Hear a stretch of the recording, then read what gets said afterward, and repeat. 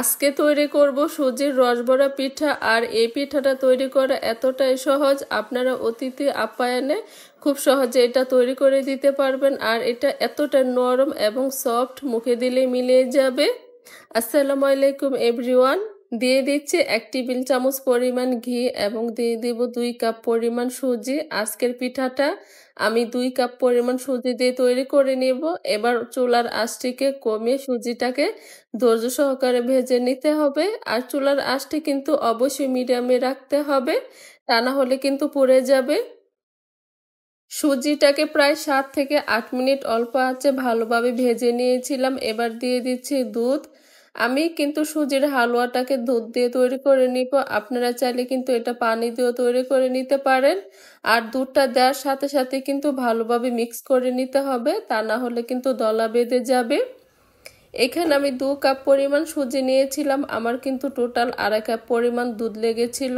আর যে দুধটা দিয়েছিলাম এটা কিন্তু জাল দেওয়া দুধ ছিল। সুজিটা আস্তে আস্তে কিন্তু ঘন হয়ে আসছে। আর চুলার আঁচটা কিন্তু এবারও অল্প আঁচে রাখতে হবে, মানে মিডিয়ামে রাখতে হবে।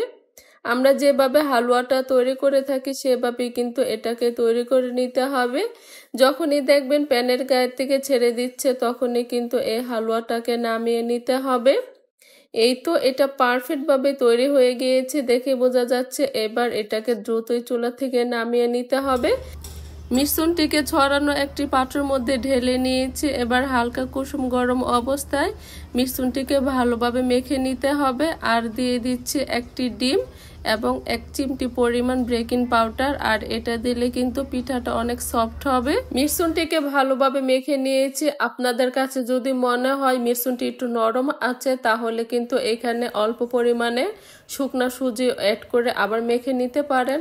আজকের পিঠাগুলো আমি ছাঁচ দিয়ে তৈরি করে নিব। এবার অল্প পরিমাণে হাতে ঘি মেখে এই পিঠাগুলোকে তৈরি করে নিতে হবে।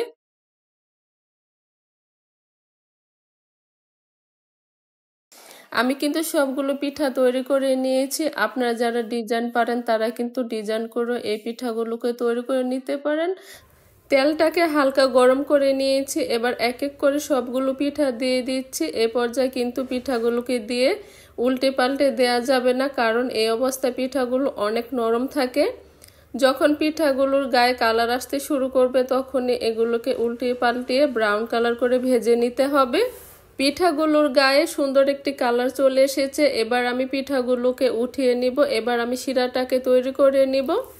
দিয়ে দিচ্ছি 2 কাপ পরিমাণ চিনি, 3 কাপ পরিমাণ পানি, 2 থেকে 3টি এলাচ সুন্দর একটি ফ্লেভারের জন্য। পানিটা যখন ফুটে আসবে তখন এখানে আমি 1 টেবিল চামচ পরিমাণ ঘি দিয়ে দিব। তাহলে মনে হবে পুরোটা পিঠাই কিন্তু আমরা ঘিয়ের মধ্যে ভেজেছি, সুন্দর একটি ফ্লেভার আসবে। আর শিরাটাকে কিন্তু আমি বেশি ফুটাবো না।